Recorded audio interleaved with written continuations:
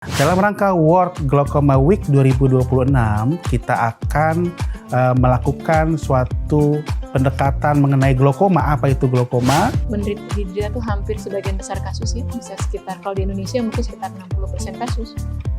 Mereka itu justru sama sekali tidak ada gejala. Yang saya baca itu memang ada hubungan dengan kebiasaan-kebiasaan yang... Pasien bertanya, dok, kalau sudah glaukoma boleh tidak misalnya lihat di depan komputer?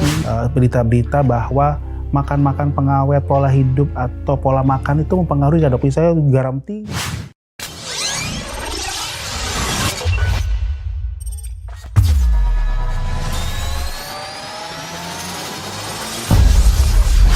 Medui Talk. Assalamualaikum warahmatullahi wabarakatuh. Selamat siang. Halo sahabat sehat. Selamat datang di Medui Talks, podcast edukasi kesehatan dari Fakultas Kedokteran Universitas Indonesia.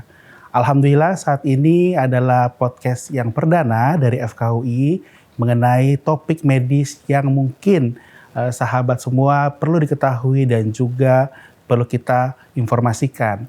Dalam rangka World Glaucoma Week 2026, kita akan melakukan suatu pendekatan mengenai glaukoma. Apa itu glaukoma?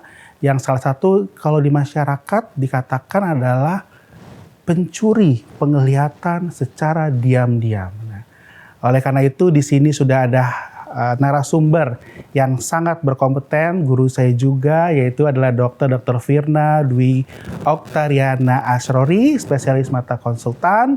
Beliau adalah staf pengajar Departemen Ilmu Kesehatan Mata FKUI RSCM dan juga penemu Firna Glaucoma Implant. Wah, ya, luar betul. biasa dok. Dan Ya. jadi ya narasumbernya tidak perlu dipungkiri lagi, salah satu yang kredibel, dan beliau juga merupakan sekretaris dari Dekan Fakultas Kedokteran Universitas Indonesia saat ini dok ya. Ya, baik. Mungkin setelah ini kita akan membahas mengenai pertanyaan-pertanyaan yang sering muncul nih dok dari masyarakat mengenai glaukoma ini. Mungkin sebelum dimulai dokter silakan boleh menyapa para sahabat. Halo, apa kabar Sobat Medui Talks? Mudah-mudahan kita bisa berdiskusi terkait terkait glaukoma ini, dan mudah-mudahan bisa mendapatkan masukan-masukan yang menarik untuk sobat-sobat semua sehingga bisa lebih memahami glaukoma dengan lebih baik tentu saja. Ya Dr. Rafli ya. Baik, terima kasih Dr. Firna. Ya, sahabat sehat, memang untuk penyakit glaukoma kadang-kadang munculnya tiba-tiba ya dok ya, tapi kita harus tahu bahwa glaukoma ini adalah salah satu penyakit yang mungkin bisa kita cegah sedini mungkin dan bisa kita deteksi sedini mungkin ya dok. Yang Dr. Firna, sebenarnya untuk kami para sahabat sehat yang mungkin bukan bidang kedokteran, glaukoma itu apa sebenarnya? Glaukoma itu sebenarnya penyakit saraf mata yang dikaitkan dengan penurunan lapang pandangan sesuai dengan kerusakan pada saraf matanya tersebut. Dan tekanan bola mata itu menjadi faktor risiko utama. Jadi memang kita suka mengatakan, untuk lebih mudah memahami untuk awam, di badan itu ada tekanan darah tinggi atau kita sebut hipertensi. Nah kalau di mata ada yang namanya glaukoma. Walaupun memang tidak 100% glaukoma tekanannya tinggi seperti darah tinggi, tapi sebagian besar, hampir mungkin sekitar 80-90% pasien glaukoma itu mengalami peningkatan tekanan bola mata.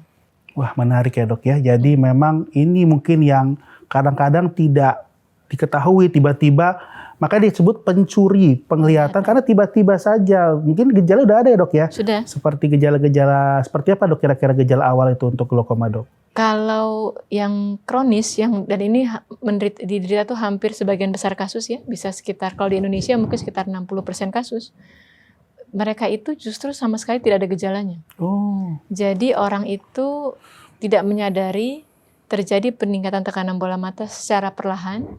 Kemudian jadi tekanan tidak tinggi sekali memang. Misalnya kalau kita bilang tekanan bola mata normal itu sekitar 10-20. Nah, tekanan awalnya itu mungkin sekitar 22, 21, 23 begitu. Jadi tidak terlalu tinggi sekali sehingga pasien tidak merasakan terjadi peningkatan tekanan bola mata yang menyebabkan kerusakan saraf secara perlahan. Satu saat nanti ketika akhirnya tekanan itu merusak saraf pelan-pelan, lama-kelamaan lapang pandangannya akan menyempit. Nah, saat itulah biasanya pasien mulai merasakan ada sesuatu gitu, karena dia jadi menabrak-nabrak atau mengambil sesuatu kok nggak tepat gitu mengambilnya, atau kadang-kadang mungkin jadi tersandung. Nah, itu biasanya kita sudah mulai, akhirnya pasien baru mulai menyadari ada apa dengan matanya gitu, mengapa kok ada sebagian yang nggak kelihatan. Nah, baru biasanya sadar. Itulah makanya disebutnya sebagai si pencuri penglihatan, karena pasien itu sadar biasanya justru setelah penglihatannya itu mungkin sebagian sudah hilang. Iya. Nah, menarik ya dok ya. Ini terjadi pada usia berapa aja dok kira-kira dok? Karena kenapa? Karena kita sebagai masyarakat ingin tahu ternyata bisa dicegah atau bisa dideteksi sejak usia kapan, atau apakah memang supaya usia tua saja atau anak-anak juga bisa, atau bagaimana dok? Silakan dok. Memang glaukoma ini sebagian besarnya ada terkait dengan degeneratif juga begitu ya. Jadi biasanya di atas usia 40 tahun itu dianjurkan untuk melakukan check up mata. Oh iya, baik. Di Amerika tuh sudah jadi standar. Pasien-pasien di atas 40 tahun biasanya disarankan untuk melakukan pemeriksaan mata juga gitu. Jadi bukan hanya pemeriksaan kayak gula darah gitu, tensi darah dan sebagainya, tapi juga dilakukan pemeriksaan mata secara rutin. Apalagi kalau dia memiliki resiko. Salah satunya tuh misalnya keluarganya ada yang glaukoma. Nah, itu biasanya bahkan disarankan untuk melakukan pemeriksaannya rutin, secara rutin. Nah, apabila nanti dia sudah melakukan pemeriksaan rutin, baru kita akan bisa deteksi dengan tepat. Memang untuk glaukoma sendiri, karena memang ini terkait dengan degeneratif, itu biasanya setelah usia 40 tahun.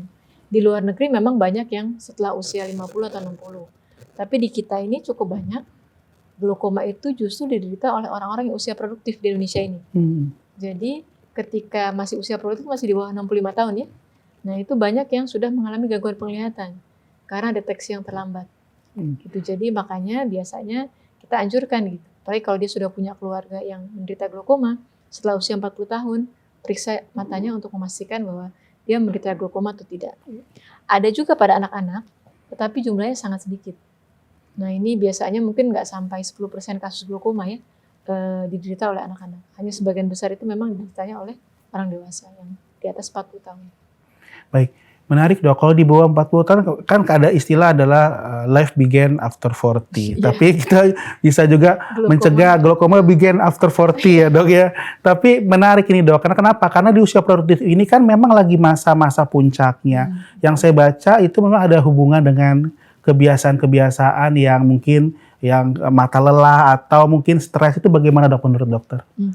Kalau glaukoma sih sebenarnya tidak ada hubungannya dengan mata lelah gitu, atau ada hubungannya dengan pekerjaan. Sering pasien bertanya, dok, kalau sudah glaukoma boleh tidak misalnya lihat di depan komputer atau pakai handphone gitu, atau bekerja di depan laptop misalnya.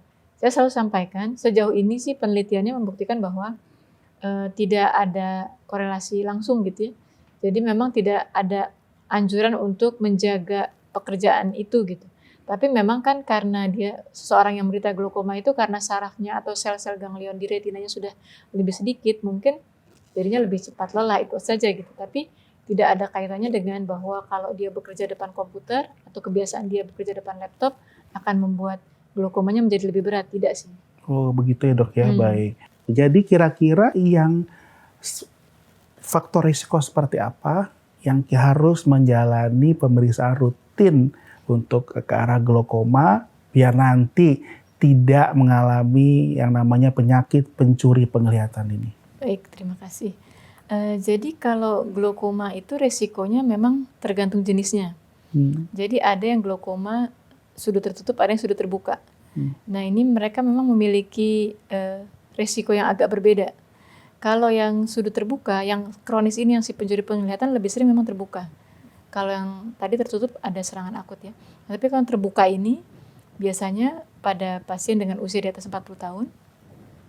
Kemudian yang kedua pasien dengan miopia. Jadi orang memakai kacamata minus. Bisa minusnya tinggi dok? Nah itu. Hati-hati ya dok ya? Harus periksa. Harus periksa. Karena punya resiko. Kenapa? Karena katanya orang dengan minus tinggi itu punya resiko lebih, jadi harus diperiksa untuk kemungkinan ada glaukoma atau tidak. Kemudian yang ketiga adalah pasien dengan riwayat keluarga. Jadi pasien dengan riwayat keluarga yang positif, jadi memang keluarganya ada yang glaukoma. Nah ini ada penelitiannya, 4 kali lebih tinggi beresiko dibandingkan dengan pasien yang tidak punya atau keluarganya tidak ada glaukoma gitu ya.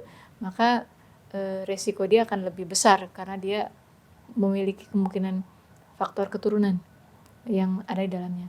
Yang keempat adalah pasien-pasien yang orang-orang yang dia harus menggunakan obat-obat steroid jangka panjang. Karena pada pasien dengan pengguna steroid seperti pasien autoimun mungkin ya, nah itu punya risiko. Dikatakan bahwa steroid itu bisa meningkatkan tekanan bola mata dalam penggunaan jangka panjang. Jadi makanya biasanya dianjurkan untuk dilakukan pemeriksaan juga secara rutin. Itu sih yang paling sering.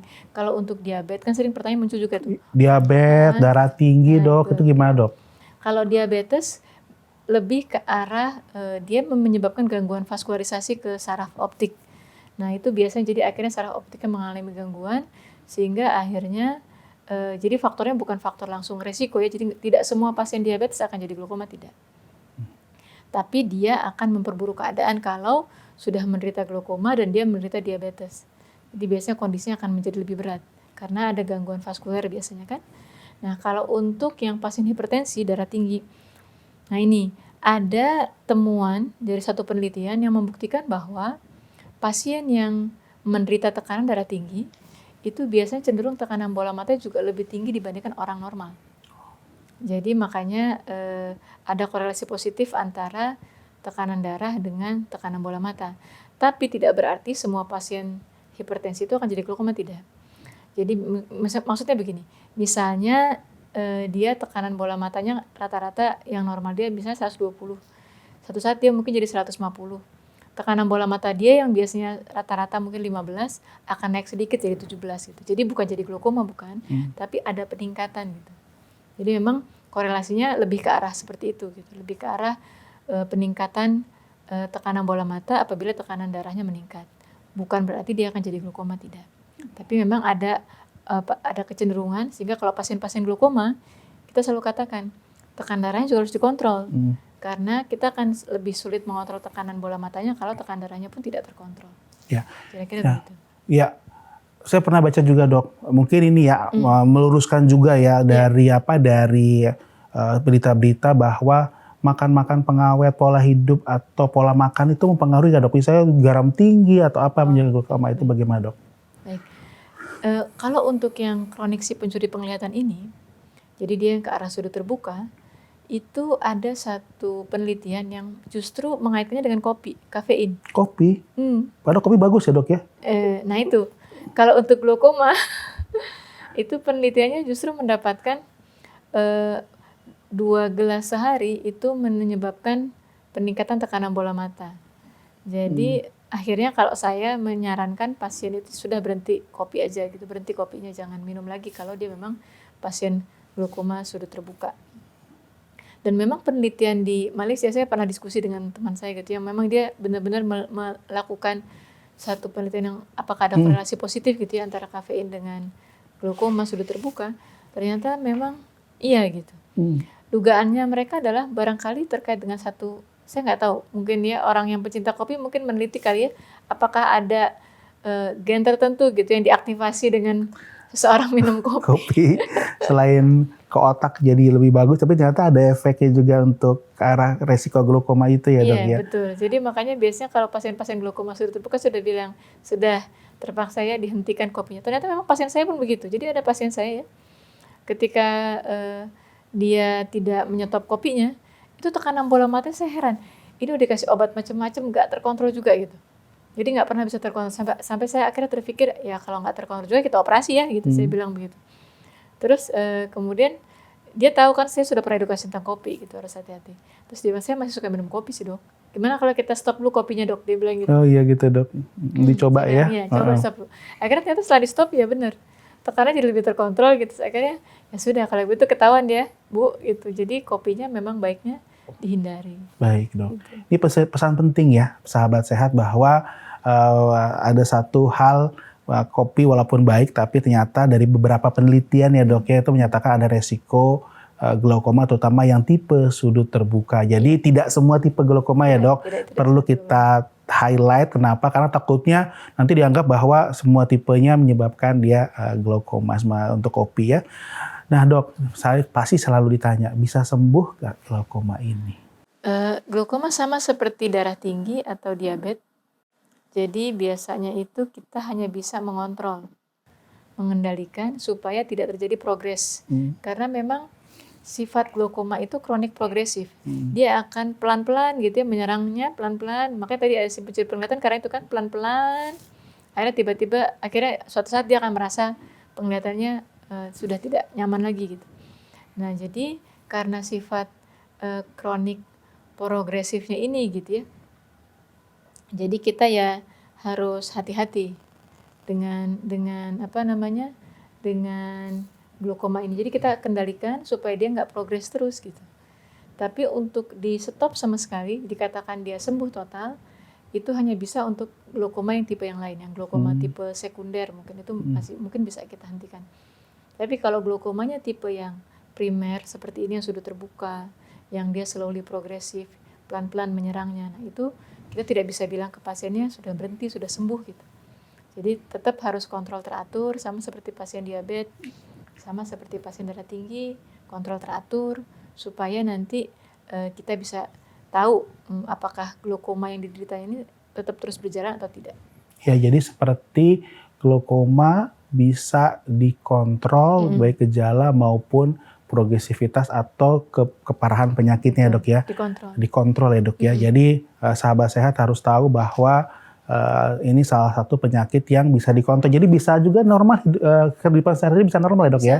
Bisa. Jadi kalau ketahuannya dengan di awal, kemudian kita bisa kendalikan progresnya di awal, insya Allah pasien itu akan bisa bertahan penglihatannya. Kebanyakan pasien glaukoma selalu menanyakan gitu, dok saya akan tetap bisa ngelihat nggak dok? Nah, saya bilang ya kita berusaha bersama. Jadi pasien harus menjaga kepatuhan pengobatannya, kepatuhan kontrolnya, dan kita berusaha untuk mengevaluasi terus kondisi matanya begitu. Betul. Sehingga dengan begitu mudah-mudahan bisa bertahan.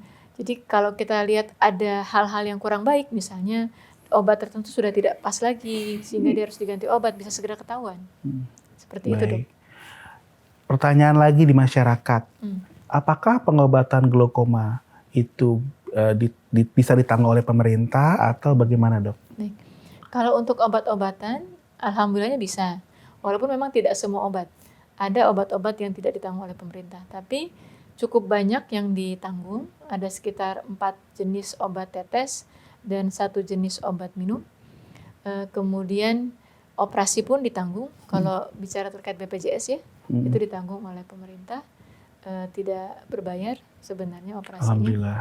Jadi tergantung kebutuhan aja, kebutuhan pasiennya bagaimana. Tapi memang kalau di luar negeri jauh lebih banyak obat-obat, variasi obatnya. Kalau di Indonesia ada 4 jenis. Dan kemudian juga kalau kita perlu laser pun juga bisa ditanggung oleh pemerintah. Ya. Baik, terima kasih Dr. Firna. Ya, untuk sahabat sehat ketahui bahwa Dr. Firna ini adalah salah satu penemu namanya Vina Glaukoma Implant dan merupakan salah satu kebanggaan kita sebagai Sivitas Akademika FKUI yang merupakan FKUI saat ini menjadi Center of Excellence dan alhamdulillah dokter ya masih menjadi fakultas kedokteran terbaik di Indonesia.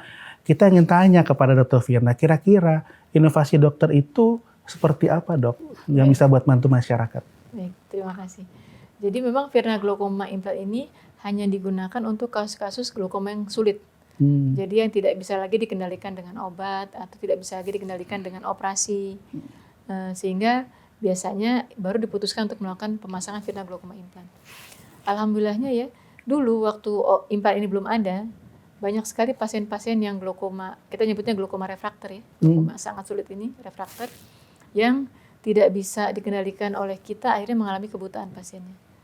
Namun saat ini alhamdulillah dengan adanya Virna Glaukoma Implant ini, kita bisa membantu pasien-pasien yang menderita glaukoma refraktor untuk dilakukan pemasangan glaukoma implant, sehingga tekanan bola matanya bisa dikontrol, dan setelah itu penglihatannya bisa bertahan. Ya itu satu hal yang menurut saya alhamdulillahnya gitu ya, bisa membantu pasien, bisa membantu masyarakat terkait hal ini. Dulu tuh sering sekali akhirnya ada pasien-pasien kasus sulit ya, kita terpaksa hanya berdoa gitu ya, karena ataupun kalau mau melakukan pemasangan glaukoma implan itu biayanya sangat mahal. Mahal ya dok ya? Mahal, karena implan luar itu bedanya hampir sekitar 3 kalinya harga implan ini gitu ya, 2-3 kalinya harga implan ini. Sehingga dengan adanya implan yang saya buat itu, sekarang justru jadi lebih banyak masyarakat yang bisa merasakan manfaat dari implan ini. Dan kita sekarang sedang berusaha supaya implan ini juga bisa dimanfaatkan oleh negara lain. Negara yang sama seperti kita yang membutuhkan implan dalam penanganan glaukomanya gitu. Jadi ya sekarang sudah mulai nih dari Bangladesh sudah ada upaya untuk impor. Kemudian juga Nigeria on proses. Ya mudah-mudahan nanti di negara-negara lain juga, dari negara Malaysia juga mereka udah menanyakan. Gitu. Jadi ya mudah-mudahan lah kedepannya akan lebih banyak lagi masyarakat yang bisa terbantu. Insya Allah berkah ya dok ya. Dan menjadi amal jariah dok ya. Amin. Di bulan Ramadan ini yang insya Allah 10 hari terakhir di bulan Ramadan membawa keberkahan juga untuk kita semua. Dan berarti sudah terdistribusi bebas dok di Indonesia. BPJS bisa dok? Di Indonesia, di seluruh Indonesia ini hampir sebagian besar dokter glaukoma, yang maksudnya dokter ahli glaukoma ya, yang bisa melakukan pemasangan implan glaukoma. Ini melakukan pemasangan glaukoma implan ini. Jadi saat ini tuh sudah hampir terjual sekitar 5.000. 5.000. Dan sahabat UI, glaukoma implan ini juga sudah dipatenkan ya dok ya? Sudah. Alhamdulillah menjadi salah satu sumbangsih kita ya sebagai dokter untuk kesehatan mata, khususnya mata itu jendela. Jadi saya selalu sempat pikir kalau kita tidak bisa melihat apa yang menjadi dunia ini, walaupun ternyata kita punya semua, kalau nggak bisa melihat juga susah ya dok ya. Betul. Dan itu ada pasien-pasien yang sampai tadinya masih bisa ngelihat terus jadi nggak bisa ngelihat, jadi depresi. Ya karena kan tadinya bisa melihat, terus kemudian jadi gelap gulita begitu ya. Kita merasakan aja kalau berjalan tutup mata gitu kan. Betul. Itu kita bisa merasakan bagaimana sulitnya gitu. Betul, ya baik. Betul. Terima kasih Dr. Fitna.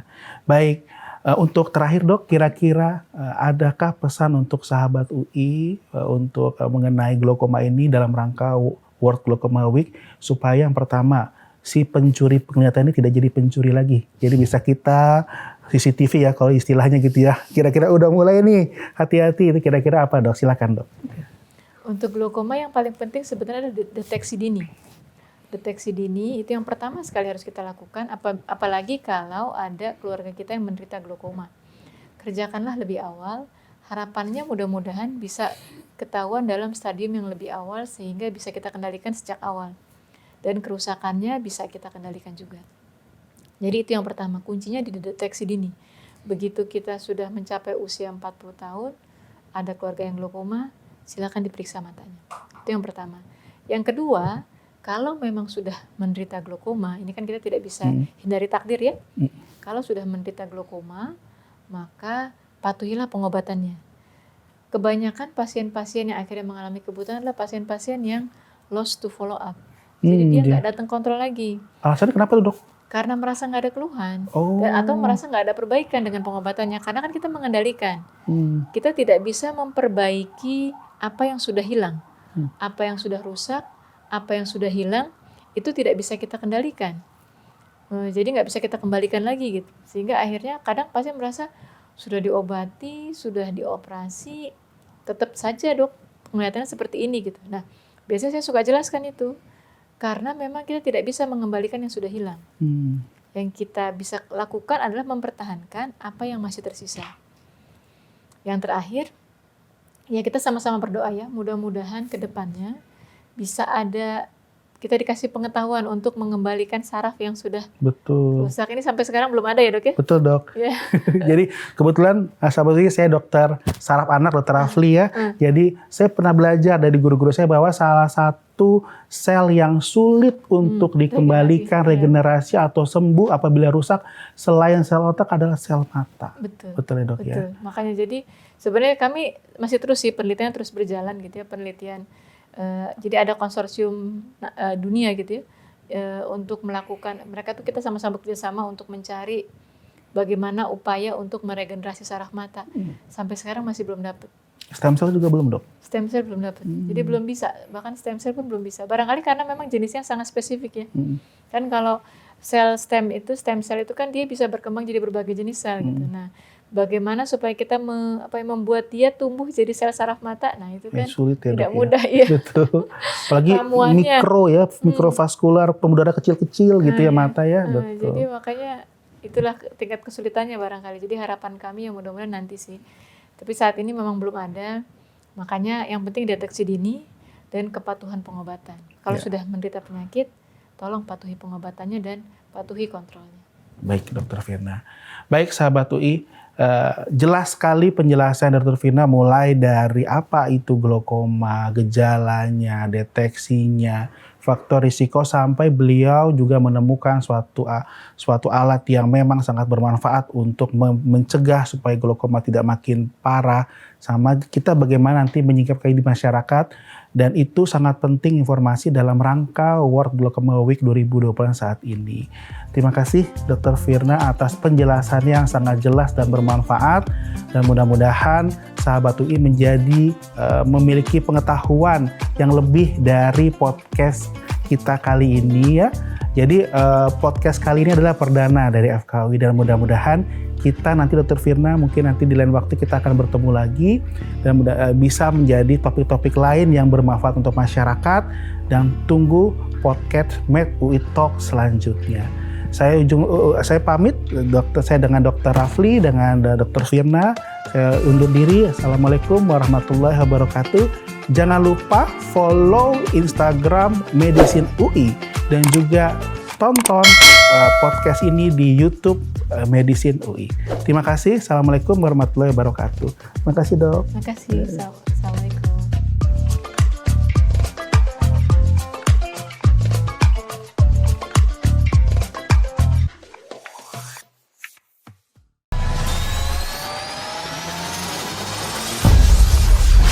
Med UI Talk.